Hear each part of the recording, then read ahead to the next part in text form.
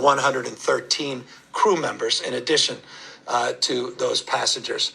Some 962 of those passengers are based on our manifest California residents. They will be prioritized, and those California residents will be secured, boarded onto appropriate vehicles, and brought again with priority to Travis Air Force Base to begin a 14-day quarantine. Those non-California residents, as I mentioned a moment ago, those that are foreigners, some 54 countries represented in total. That includes crew and passengers. We will be providing those charter flights for the largest cohort of those passengers as another priority to move them forward. Non-California residents, American citizens, will be transported to other locations, a disproportionate number into Texas, Oakland, and into base in Georgia. So that's the current protocol, and that's the current expectation of prioritization and the distribution of where individuals will be sent. There is one cohort, rather significant, again, 1,113 crew members, of which 19 of the 21 that were tested positive are crew members. We will quarantine them, as you may have heard, it's been publicly stated, on the ship.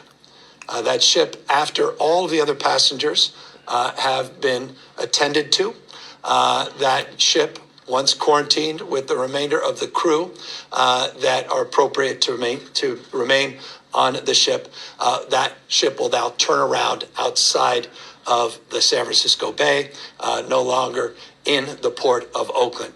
This entire operation, we hope, but this is dynamic, so do not hold us to account, is a 2-3 day process. That's what we believe this turnaround will take. That's based on our preparation. And that's why we ask just patience as we prepare the site and make sure the screening is appropriate, and to make sure that we have all the logistics at hand so that we're doing this in an appropriate way. It's ready, aim, fire, not ready, fire, aim.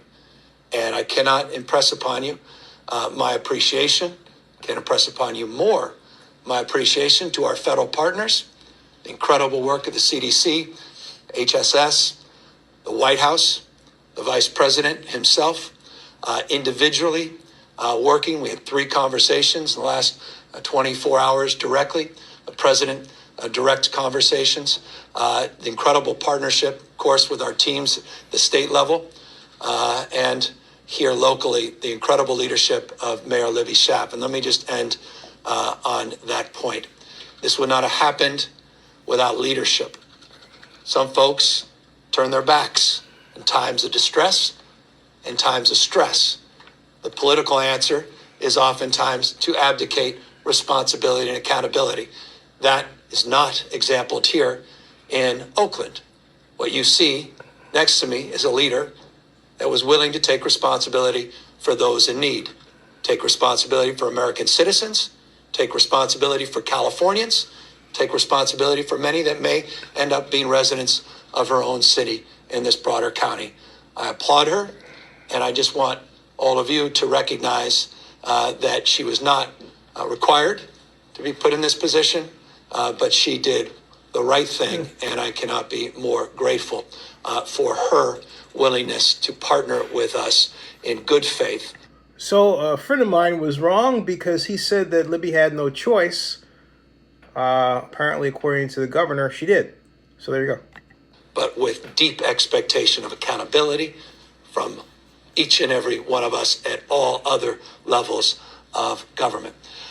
We today have with us a number of other people that will speak, and someone's become familiar to all of you, the HSS Secretary in the state of California, Dr. Galley, who many of you may... We're going to skip Dr. Galley and go to hear the words of California State Assemblyman Ron Bonta, assuming that he said something. Which I don't believe that perhaps he has not. Perhaps he has chosen to stay. Looks like he's chosen to stay out of the picture here.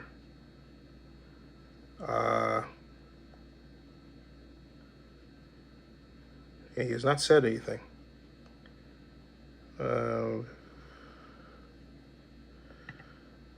Nope, he has not said anything. This appears to be the press conference part. A particular look at the situation there. I think the question I'm getting to is, should passengers be quarantined in the rooms with the unknown of whether or not the virus is still? We are recommending that passengers remain in their rooms. And the point being that we're making every effort to get them off of the ship absolutely as quickly as safely possible. And we think that that would be the safest course.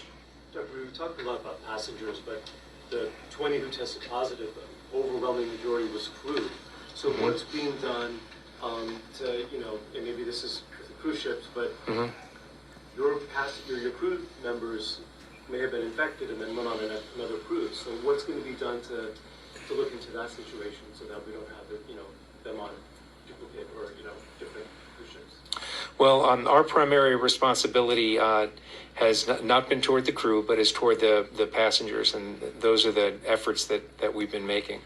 And I would have to refer questions about management of the crew to other authorities. And maybe I'm one of those.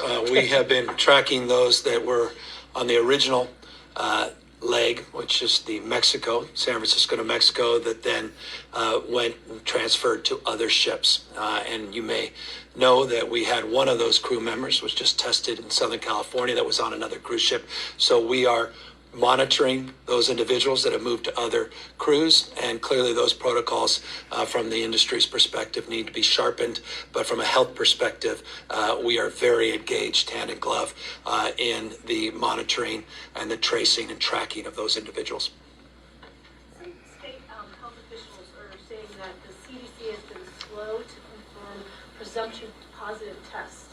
Is California experiencing that regard? Everything we've asked for, we've received. As I said, we have just shy of 8,000. We have the ability to test 8,000 people. And I say that because you hear kits and you hear tests. Remember, you have to get confirmation on tests, so you can double the number of those tests because we've got to get confirmation. But we have the ability to test just shy of 8,000 individuals, and we have the capacity to do much more in the coming days. We can look back, we can lament, we can talk about could have, would have, should have. We're trying to meet this moment. We're trying to own our responsibility at this moment, and we're trying to build capacity. But I can assure you, from the conversations we engaged in going back weeks, that every request that we had and protocol related to those requests was met. And we're very grateful for that partnership. And I don't know, Dr. Galley, you want to amplify that, or perhaps Let's go to hear what the mayor said. Of their journey. We have strict protocols as relates to these charter flights that are completely separate from the general population and the terminals at hand. And as the mayor said, this is a separate part of the airport that some folks know well, others, the rest of us don't know as well. And that's just to suggest a lot of private planes go in and out of that area. I'm sorry. Yeah, I don't know. We're working to logistically appropriate those. They're charter buses to transport both from the dockside to the airport, and also from the dock to side to Travis. Quick question for the mayor. Can you address, I know at the beginning you said Oakland has been a victim of environmental racism. Can you just address the community again? You feel like this is another case where hey, we're getting the short end of the stick? I think it's very important to acknowledge the community context, that this city and this neighborhood in particular have been the victims of environmental racism and injustice for decades. And that is why it is so important that we continue to receive detailed information about every step that is being taken to isolate the threat, and that we can give our residents every assurance that their safety, their health, their dignity is being respected. Now, I will acknowledge that we asked a lot of questions about why Oakland. And it is true that a nearly 11-acre operational site that will be sealed off, that will allow a very sophisticated isolation operation to take place, is certainly a safety feature of the Port of Oakland and this site in particular. And so I will say that my questions are not over. I will be continuing to ask them and expect answers, and that I will be sharing that information with the public in real time. So there we go. Okay, so I'm going to stop that right there because I think that's what Oakland Councilmember Lynette Gibson McElhaney wanted me to hear. But again, there are two questions that come out of this for me. First of all, why? What the real reason was that Oakland wound up being the choice. I mean, yeah, the governor said that there are other sites they would look for, and apparently there was some sort of checklist. But which sites? I mean, he went over some of them, but was Treasure Island considered? What about the Port of Richmond? What about Mare Island Naval Base? I know when you mentioned naval bases, but what was the specific issue, right? What did the spreadsheet look like, if there was one, that outlined the pros and cons of each site? And why not San Francisco? Because the reason given for why San Francisco was avoided, in other words, the disruption, right, was not fleshed out. What kind of disruption? What do you mean? Protests? What's going on? So this situation is not Oakland coming to the rescue. This is Oakland putting itself at risk. People are dying from coming in contact with this virus that does not have a cure. This isn't like we're dealing with some refugee group from an island that the Trump administration has declared undesirable or some crap like that. If you come in contact with the people that have this, you could die. That is the scenario. So this is entirely different than how their words painted. This is a national disease. This is a worldwide pandemic. This is not the norm. Subscribe to Zenny62 on YouTube.